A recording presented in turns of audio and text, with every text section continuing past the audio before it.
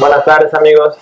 Nos encontramos al norponiente de la Ciudad de México y en esta ocasión voy a platicar con el licenciado Juan Iván Peña, quien es especialista en el diseño de campañas electorales y analista político. Vamos a hablar de su más reciente libro, Napoleón y su imperio. Juan Iván, buenas tardes. Adrián, muchísimas gracias por esta oportunidad. Al contrario. Juan Iván, me gustaría iniciar por preguntarte ¿qué te llevó a escribir sobre Napoleón? Un personaje que sin duda despierta mucha pasión entre la gente. Una deuda histórica que tiene México con el personaje porque fue fundamental en nuestra independencia, no solo porque es en el periodo de la invasión napoleónica a España, cuando España proclama su propia guerra libertaria, que México tiene la oportunidad de independizarse, sino porque Napoleón mismo influyó de manera decisiva en el pensamiento libertario, exportando las ideas de la Revolución Francesa y generando condiciones para que América española completa perdiera la dependencia de la madre patria. La segunda deuda es una deuda de visión histórica porque Napoleón es el hombre que lleva a Occidente a la modernidad. Antes de Napoleón nos encontrábamos en un momento histórico muy similar a la Edad Media, donde se imponía el criterio de la religión por sobre el del laicismo, donde se imponía el criterio del feudalismo por sobre de la propiedad privada y donde se imponía una economía atada a un modelo ya impráctico por sobre lo que habría de ser el capitalismo. Napoleón nos inserta repentinamente en este momento y me parece que México tiene un vínculo con Napoleón, también tiene una deuda con Napoleón y finalmente tenemos una deuda como mexicanos porque nadie, ni de habla hispana ni mexicano, le ha entrado al tema de fondo. Se han escrito decenas de miles, cientos de miles de obras sobre el personaje y no había habido ningún mexicano que tocara el personaje en todas sus dimensiones. Okay. Sin duda, como tú bien lo mencionas, Napoleón tuvo una fuerte influencia en la construcción de las instituciones de Francia, que le han dado o que le han valido para ser líder en Europa a esta nación. Pero hay una vigencia actual aquí en el continente americano, en Occidente, en general. Sí, Napoleón es un hombre que como legislador creó el Código Civil, que es una herramienta vigente en un alto porcentaje. En nuestras leyes actuales, Adrián, todavía tenemos muchísimas de las que Napoleón redactó personalmente. Él encabezó la mayoría de las sesiones y dictó muchas de las leyes. Y este Código Civil es de la mayor importancia porque genera instituciones tales como los derechos de la mujer o los derechos de propiedad o los contratos de arrendamiento. Y el Código Napoleónico pasó de ser una buena idea revolucionaria a ser una realidad jurídica. Entonces hay una vigencia de la realidad napoleónica en México y en todo el subcontinente americano, pero también hay una presencia temporal del personaje porque Napoleón, además de crear instituciones, exportó las ideas libertarias que permitieron también en México durante el siglo XIX, después de nuestra independencia y desde el imperio hasta los gobiernos de la República Liberal, crear el marco constitucional hoy vigente en muchas de las cuestiones que siguen prevaleciendo en nuestro país. En el libro se retrata bien la parte de los estamentos, que puede funcionar para la Francia de aquella época, pero ¿cuál es el valor de este modelo como estratos por región? Precisamente ese, Adrián. Napoleón genera una organización denominada Consejo de Estado, en la que incluye a los mejores entre los franceses, sin importar su origen y privilegiando mucho sus capacidades. Clásicamente el matemático Laplace, que era un académico, como todos lo sabemos, o aquellas figuras que se distinguían en la química, en la física, en la economía, que eran representativos, van a acompañar a Napoleón en esta suerte de consejo asesor denominado Consejo de Estado, que hará consultas a los estamentos, esto es, a las profesiones por región que se veían afectadas con una medida política o con una ley específica.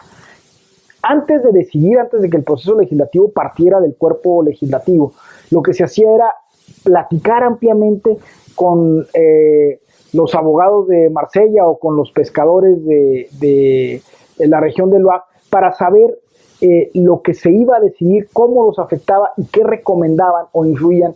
Y si había grupos que tuvieran una posición diferente, eran no solamente ampliamente consultados, sino involucrados en el diseño de la medida para que luego este Consejo de Estado, después de una amplia consulta, trasladara al Senado conservador la medida y entonces se pudiera generar una ley o una decisión política, se trasladara a la oficina del cónsul o del emperador y que éste pudiera emitir un bando o un reglamento o resolviera sobre algo específico, pero pero siempre tomando en consideración la dimensión completa del problema.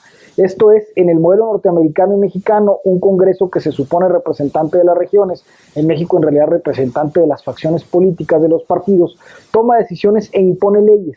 En la Francia napoleónica lo que se intentaba era que las medidas fueran funcionales, no que las medidas fueran aplaudidas por los medios de comunicación. Entonces entraba en un segundo nivel en el que la consulta era con aquellos que estaban involucrados y se oponía o se resistía, y el Consejo de Estado tomaba las mejores decisiones porque era un órgano asesor integrado, pues más allá de los intereses, por gente que realmente estaba preocupada porque las cosas funcionaran. Sí, claro, que realmente el comentario, aquí en México parece que lo hacemos al revés, ¿no? Aprobamos reformas generales y tratamos de que se aprueben en las diferentes regiones. Son totalmente, no sé, o sea, hay contrastes pues entre unas y otras. Sí, y lamentablemente sin tomar mucho en consideración, aunque hay a veces que se generan consultas, sin tomar mucho en consideración las consecuencias de las decisiones y sin involucrar verdaderamente, profundamente a aquellos que van a ser afectados por estas, ¿no? Claro. Bueno, yo tuve la oportunidad de escucharte en otras entrevistas y también se refleja en las numerosas batallas que se escriben con detalle aquí en el libro, el papel del ejército en la gobernabilidad de una nación. ¿Por qué es importante esto? ¿De dónde viene el valor del papel del ejército? Siempre que hay una crisis se demuestra que quien tiene las armas termina teniendo la razón. Y esto es muy delicado porque en la Francia revolucionaria se vivió una enorme convulsión social.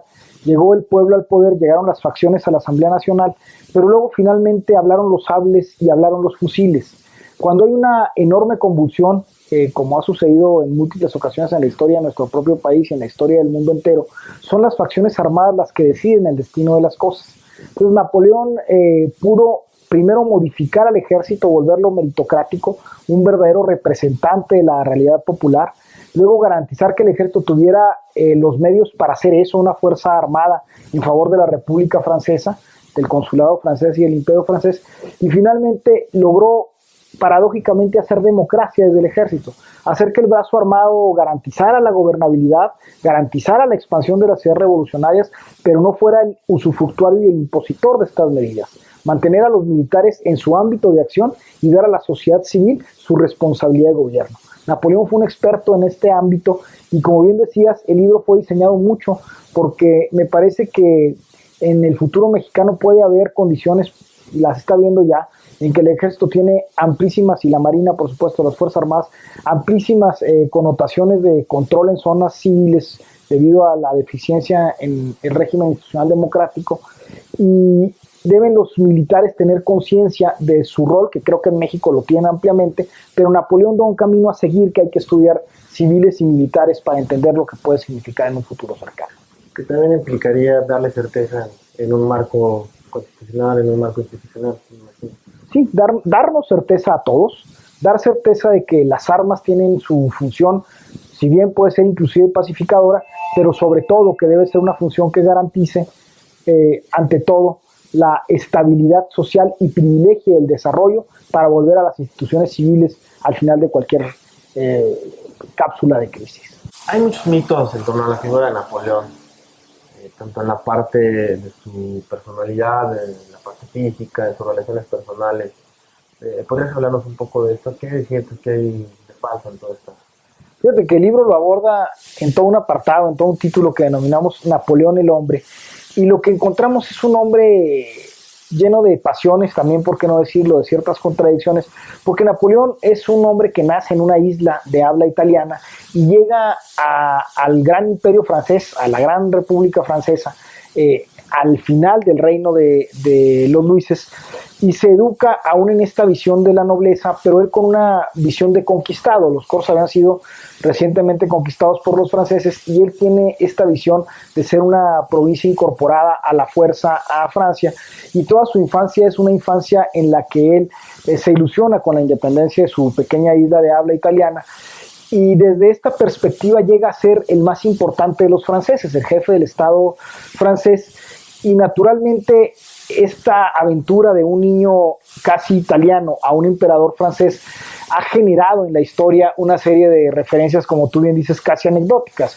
Se dice, por ejemplo, que Napoleón era muy chaparrito, lo cual pues, es un error histórico. Él tenía una estatura arriba del promedio para su época, medía 1,68, y por ejemplo su emblemático enemigo Lord Wellington medía 1,64, ¿no? Entonces era más bajito que Napoleón. Se ha dicho una y otra vez en la historia que Napoleón era un megalómano, ansioso de poder, porque así lo han retratado sus enemigos, y en realidad era un hombre que pudo construir un estado con una visión bastante democrática para la época, y que sobre todo consolidó las instituciones que dieron garantías civiles a los ciudadanos franceses.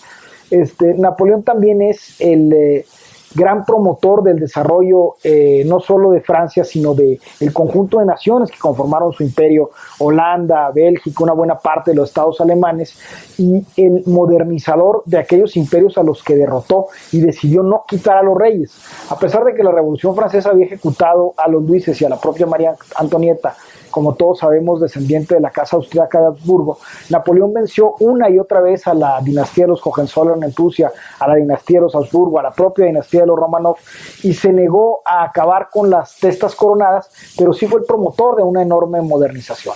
Entonces nos encontramos con un personaje cuya historia personal, que a veces hace reyes a los hermanos, que a veces tiene pasiones tormentosas por las mujeres como Josefina o María Valesca, mantiene muy en el ámbito de la vida privada estas cosas, y aunque cobran connotaciones históricas importantes por tratarse del personaje del que se trata, en el balance encontramos un hombre que supo mantener las cosas en su tono adecuado.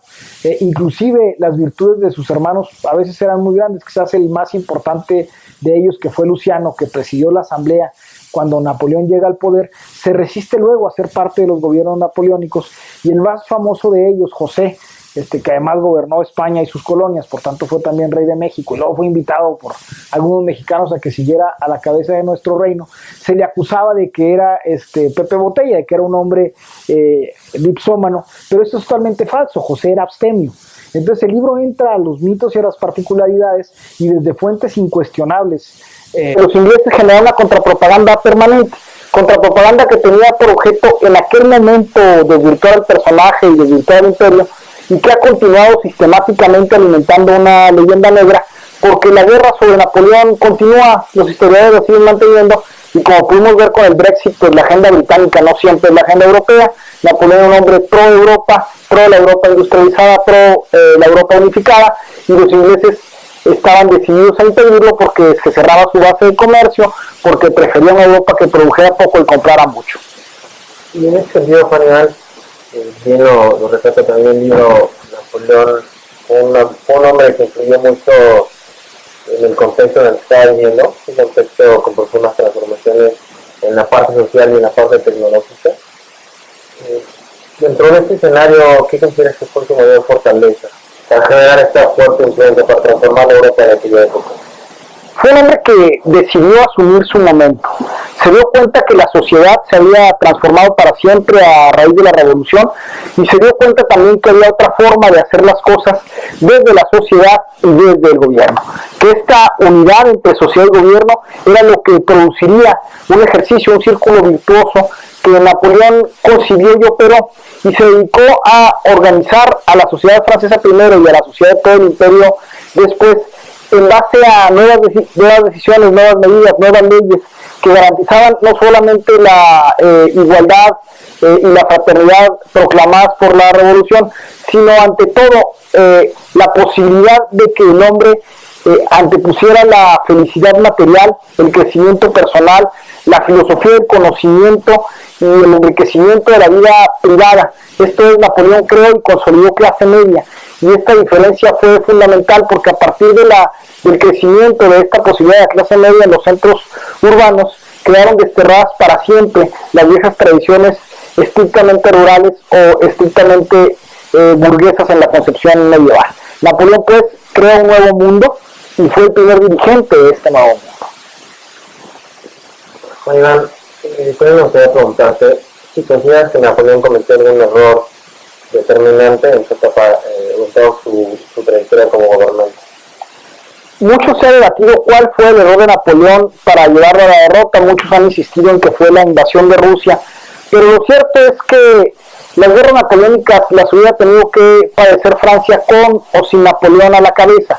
Obviamente Luis XIII y Luis XIV fueron reyes guerreros, Luis XV por supuesto también, y Luis XVI, porque Francia, como el conglomerado europeo mayormente poblado y más desarrollado, tenía que encontrarse en esta etapa de desarrollo con una serie de conflagraciones que le permitieran prevalecer o perecer. Si esto añades el elemento de la revolución, que era un elemento ideológico confrontante con las monarquías, con la nobleza fundamentalmente, y con una buena parte de la concepción medieval de la iglesia, te vas a dar cuenta que no podías ahorrarte este periodo de guerra. Quizá lo brillante de Napoleón fue que lo condujo con mucha más inteligencia, y en lugar de solo dejar muertos, heridos y más o menos poder en un estado, Napoleón lo que hizo fue generar instituciones y cambios.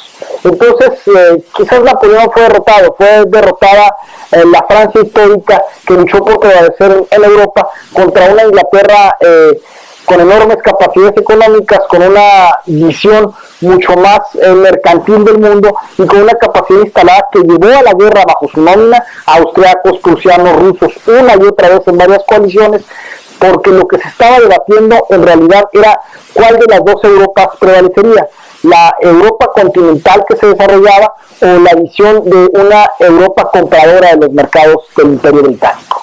Sí, entre este proceso de crisis natural que presentan los imperios, los grandes gobernantes, él asumió su papel, su liderazgo y enfrentó las circunstancias que tenía frente. Y dejó como herencia un balance enorme en lo legal, en lo político, en lo social. Creo que Napoleón fue coyunturalmente derrotado, pero estructuralmente fue virtuoso, porque después de la caída de Napoleón, los ingleses imponen de nuevo al viejo régimen, a los reyes Borbones, a l'Ancien Régime, y esta imposición vuelve a sumergir a Francia en una enorme revolución. Cuando el cuerpo de Napoleón regresa en 1840, el pueblo entero sale a recibirlo y vuelve a caer la monarquía. Bastó el cuerpo muerto de Napoleón para acabar con las ideas absolutistas y para volver a traer modernidad a Francia. Entonces lo cierto es que se confrontaron dos modelos en el que la coyuntura derrotó a Napoleón, pero la historia derrotó a las monarquías absolutas. Retomando esta parte un poco de su influencia, ¿quién debería leer este libro, Juan Iván? Los políticos me parece que deben leerlo para aprender mucho de cómo hay que hacer las cosas. Los militares deben leerlo para entender que se puede hacer democracia desde la perspectiva del ejército.